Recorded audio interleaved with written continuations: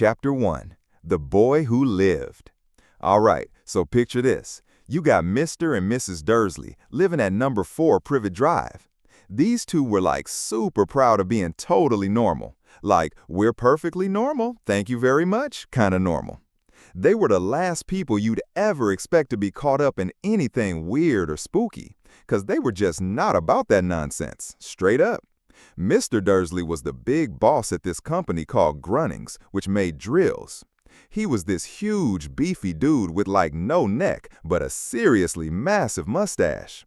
Mrs. Dursley, thin, blind, and had like double the normal neck length, which honestly came in handy because she spent half her life craning over garden fences, low-key spying on the neighbors.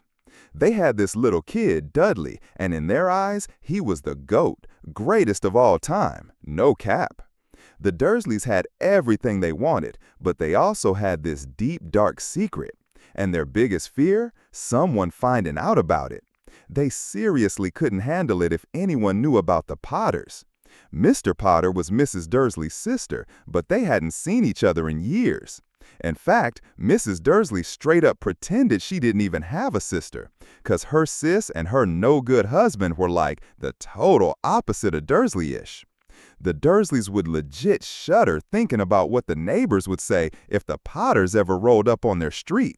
They knew the Potters had a small son too, but they never even laid eyes on him. This kid was another solid reason to keep the Potters far, far away. They did not want Dudley mixing with a child like that. Nah, fam. So, on this dull, gray Tuesday when our story begins, Mr. and Mrs. Dursley woke up and there was nothing in the cloudy sky to hint that things were about to get wild and mysterious all over the country.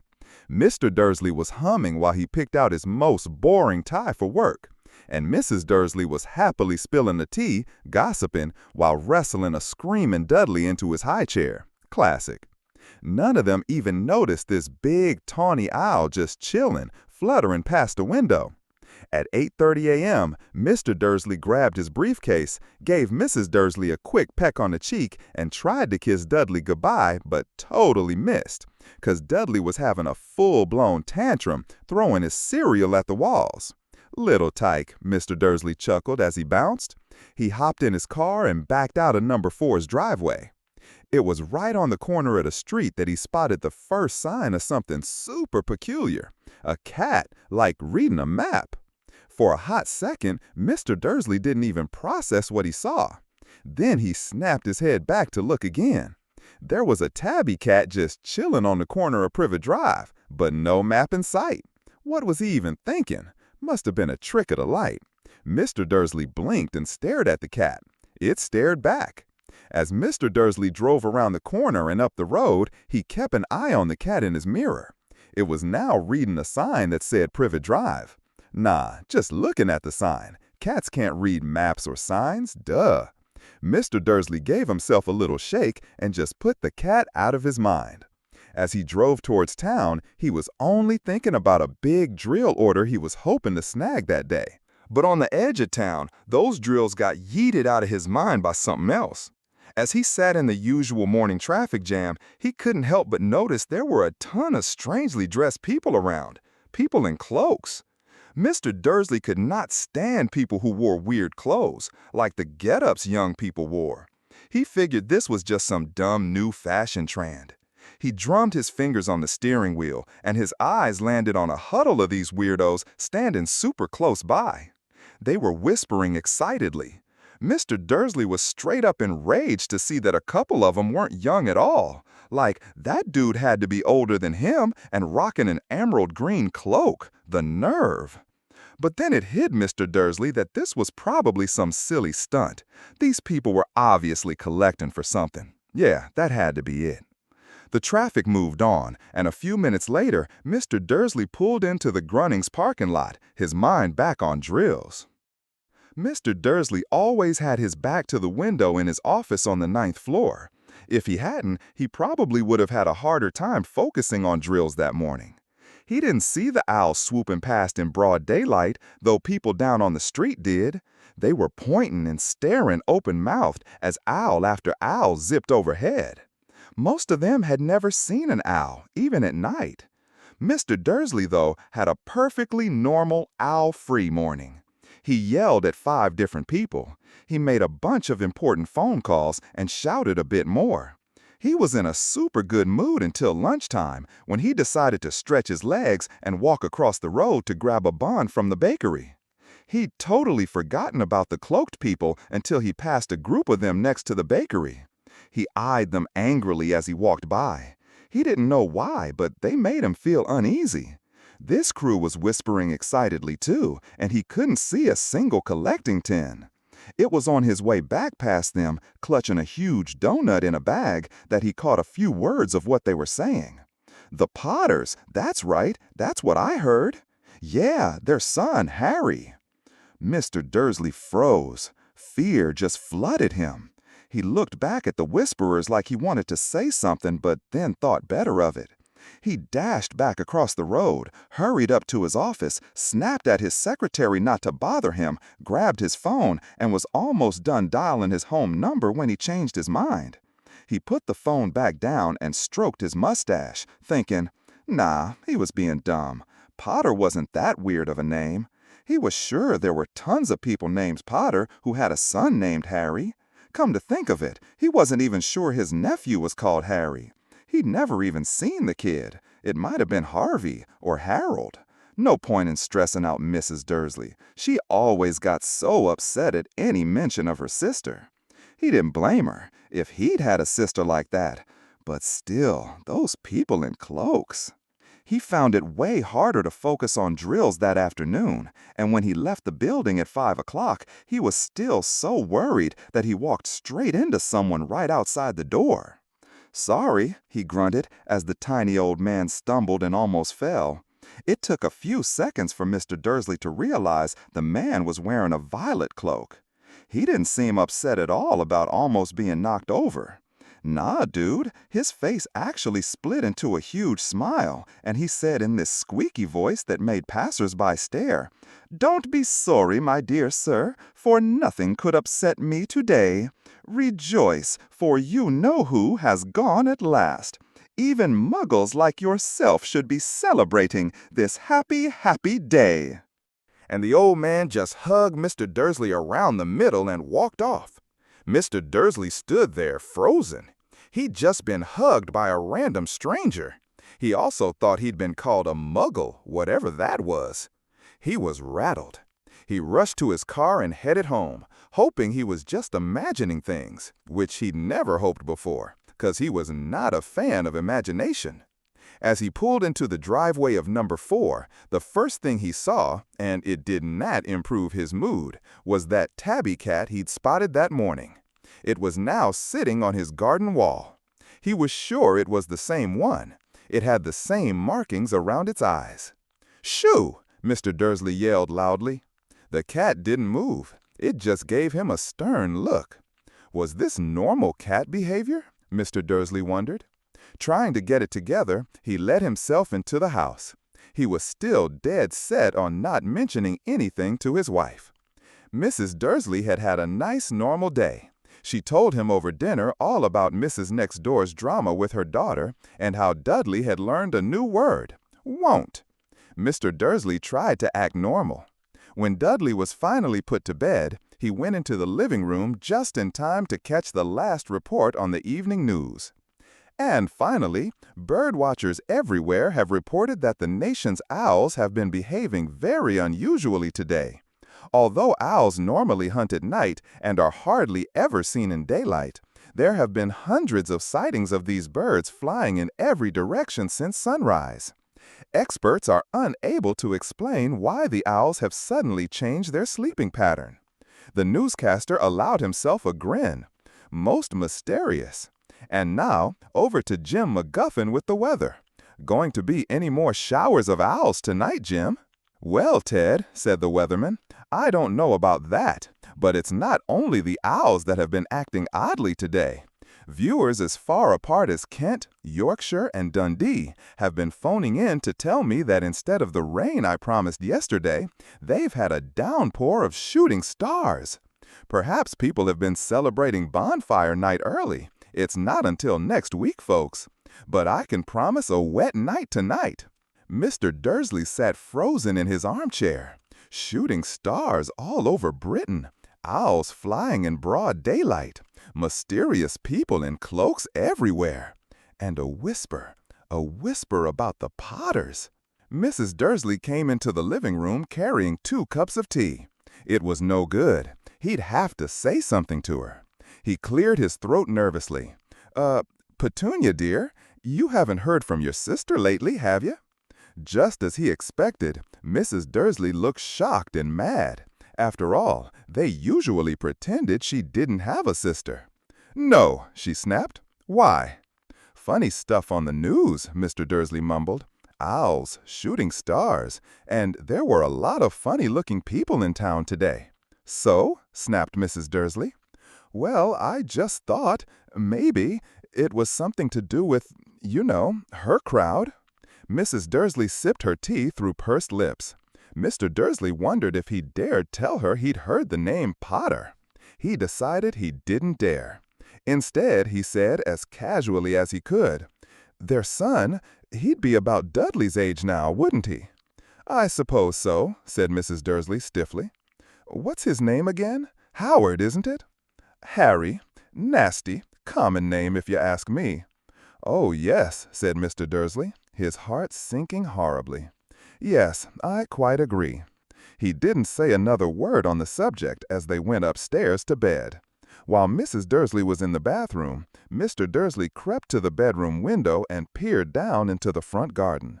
The cat was still there. It was staring down Privet Drive like it was waiting for something. Was he imagining things? Could all this have anything to do with the Potters? If it did, if it got out that they were related to a pair of, well, he didn't think he could handle it. The Dursleys got into bed. Mrs. Dursley crashed out fast, but Mr. Dursley lay awake, replaying everything in his head. His last comforting thought before he finally drifted off was that even if the Potters were involved, there was no way they'd come near him and Mrs. Dursley. The Potters knew perfectly well what he and Petunia thought about them and their kind. He couldn't see how he and Petunia could get mixed up in anything that might be going on. He yawned and rolled over. It couldn't affect them. Oh boy, was he ever wrong. Mr. Dursley might have been drifting into a restless sleep, but that cat on the wall outside? No signs of sleepiness there. It was sitting still as a statue, its eyes locked unblinkingly on the far corner of Privet Drive. It didn't even twitch when a car door slammed on the next street or when 2 owls swooped overhead. In fact, it was almost midnight before the cat moved at all. Then, a man just appeared on the corner the cat had been watching, so suddenly and silently you'd think he'd just popped out of the ground. The cat's tail twitched and its eyes narrowed. No one like this dude had ever been seen on Privet Drive. He was tall, thin, and super old, judging by his silver hair and beard, which were both long enough to tuck into his belt. He was rocking long robes, a purple cloak that swept the ground, and high-heeled buckled boots. His blue eyes were light, bright, and sparkling behind half-moon spectacles, and his nose was really long and crooked, like it had been broken at least twice. This man's name was Albus Dumbledore.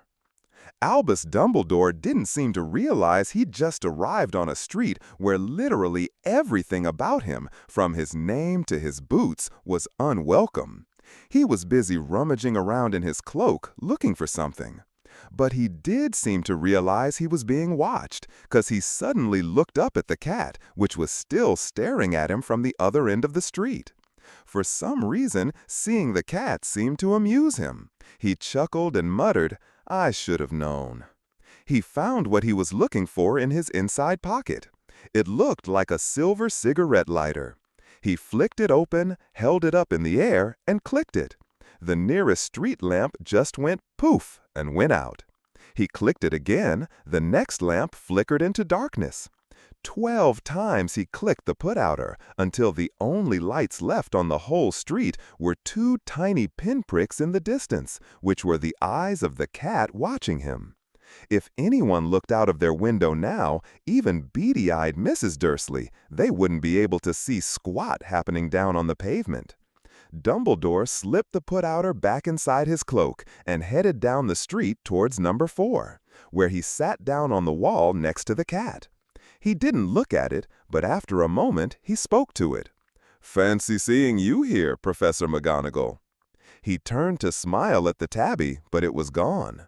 Instead, he was smiling at a pretty serious-looking woman who was wearing square glasses exactly the shape of the markings the cat had had around its eyes.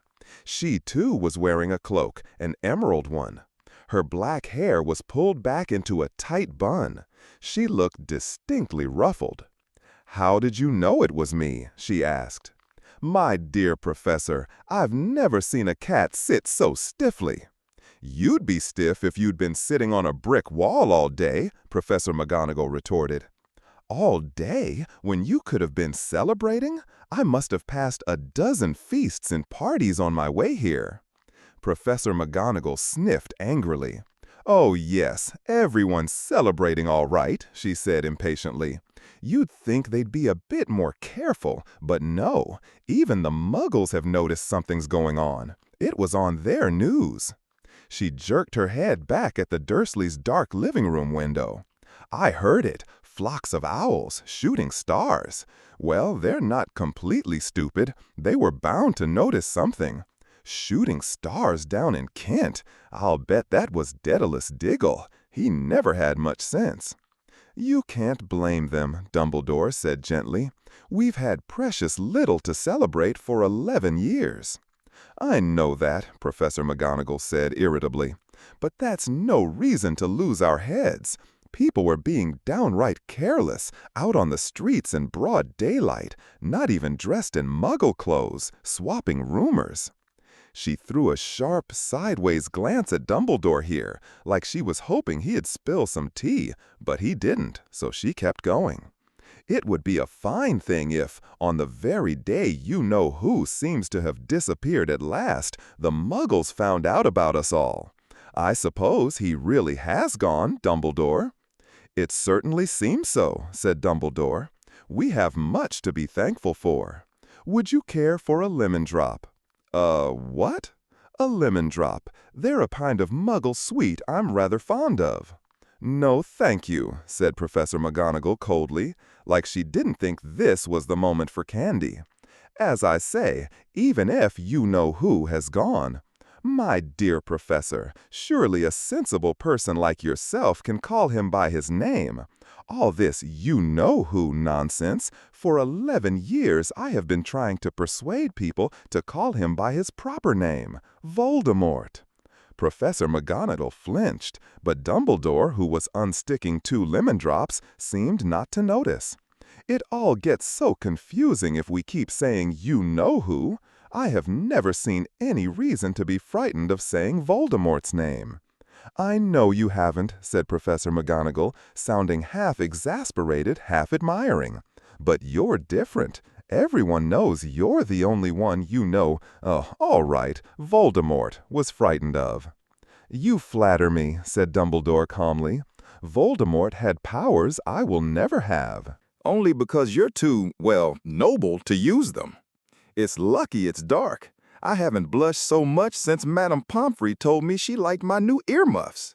Professor McGonagall shot a sharp look at Dumbledore and said, "The owls are nothing next to the rumors that are flying around. You know what everyone's saying about why he's disappeared? About what finally stopped him?" It seemed that Professor McGonagall had reached the point she was most anxious to discuss, the real reason she had been waiting on a cold, hard wall all day. 'Cause neither as a cat nor as a woman had she fixed Dumbledore with such a piercing stare as she did now. It was plain that whatever everyone was saying, she wasn't gonna believe it until Dumbledore confirmed it. Dumbledore, though, was just picking another lemon drop and didn't answer. "What they're saying," she pressed on, "is that last night Voldemort turned up in Godric's Hollow.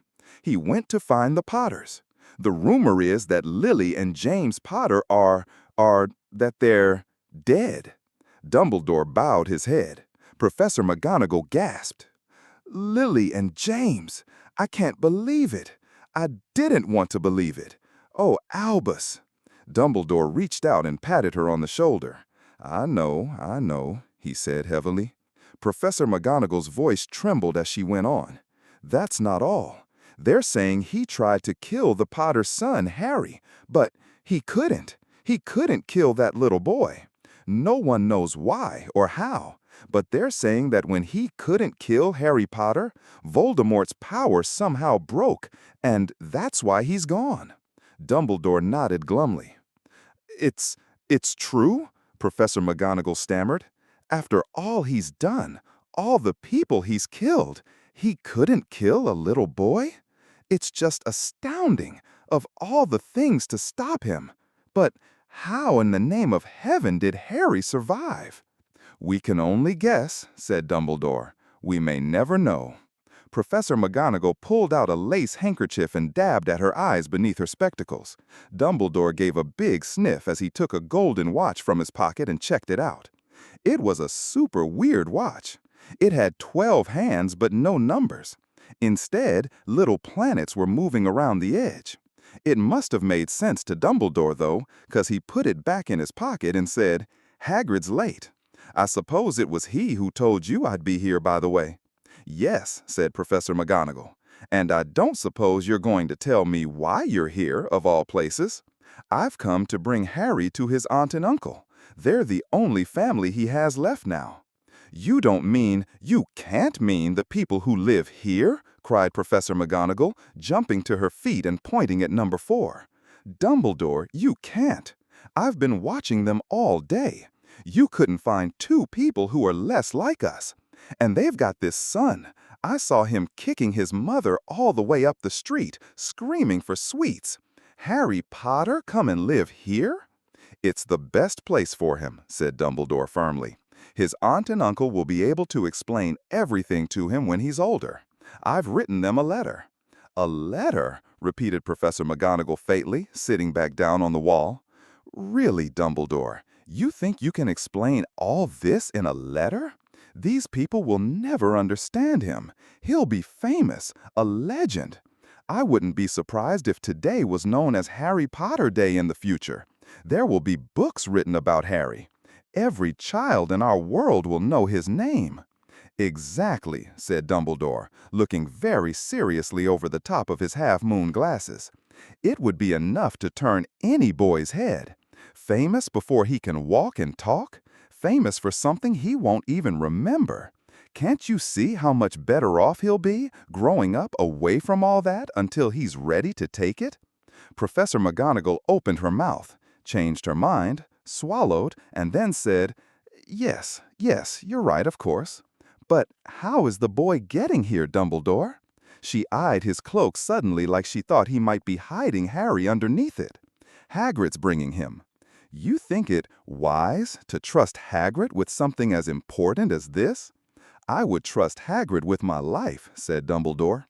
I'm not saying his heart isn't in the right place, said Professor McGonagall grudgingly. But you can't pretend he's not careless. He does tend to... What was that? A low rumbling sound broke the silence around them. It got steadily louder as they looked up and down the street for some sign of a headlight. It swelled to a roar as they both looked up at the sky. And a huge motorcycle just fell out of the air and landed on the road in front of them. Wild! If the motorcycle was huge, it was nothing compared to the man sitting on it. He was almost twice as tall as a normal man and at least 5 times as wide. He looked simply too big to be allowed, and so wild. Long tangles of bushy black hair and beard hid most of his face. He had hands the size of trash can lids, and his feet in their leather boots were like baby dolphins. In his massive, muscular arms, he was holding a bundle of blankets. "Hagrid," said Dumbledore, sounding relieved. "At last! And where did you get that motorcycle?" "Borrowed it, Professor Dumbledore, sir," said the giant, climbing carefully off the motorcycle as he spoke. Young Sirius Black lent it to me. I've got him, sir. No problems, were there? No, sir. House was almost destroyed, but I got him out all right before the muggles started swarming around.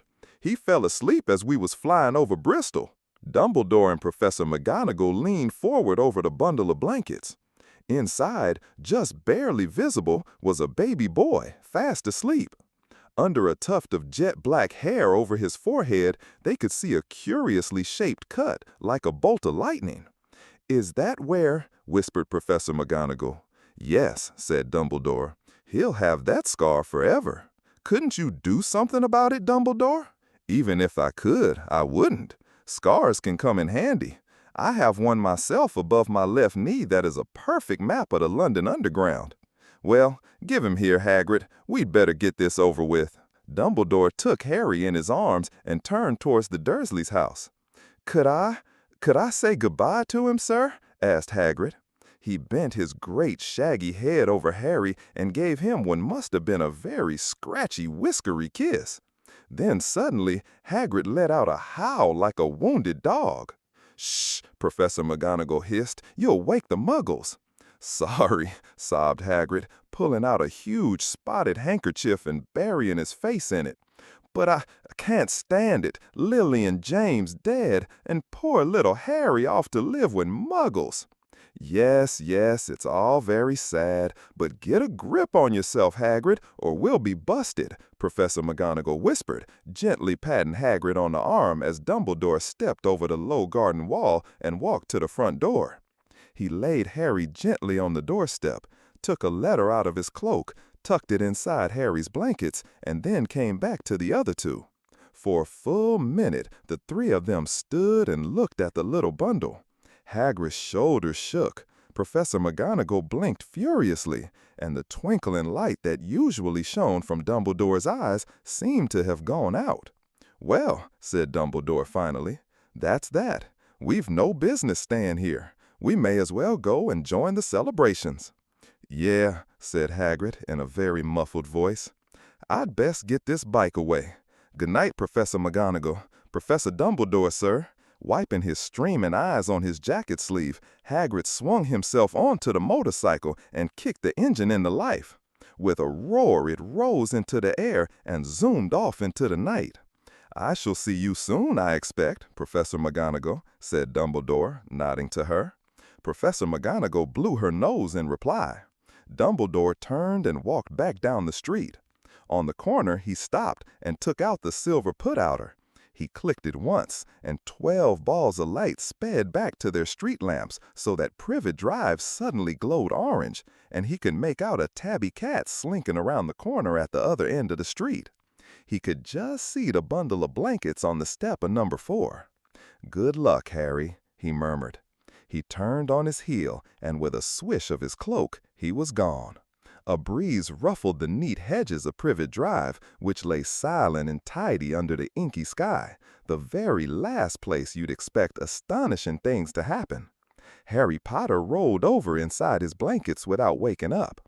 One small hand closed on the letter beside him, and he slept on, not knowing he was special, not knowing he was famous, not knowing he would be wakened in a few hours' time by Mrs. Dursley's scream as she opened the front door to put out the milk bottles, nor that he would spend the next few weeks being prodded and pinched by his cousin Dudley. He couldn't know that at this very moment, people meeting in secret all over the country were holding up their glasses and saying in hushed voices, "To Harry Potter, the boy who lived." There you go. The whole first chapter, but like if your cool older sibling was telling you the story. Hope it hits different.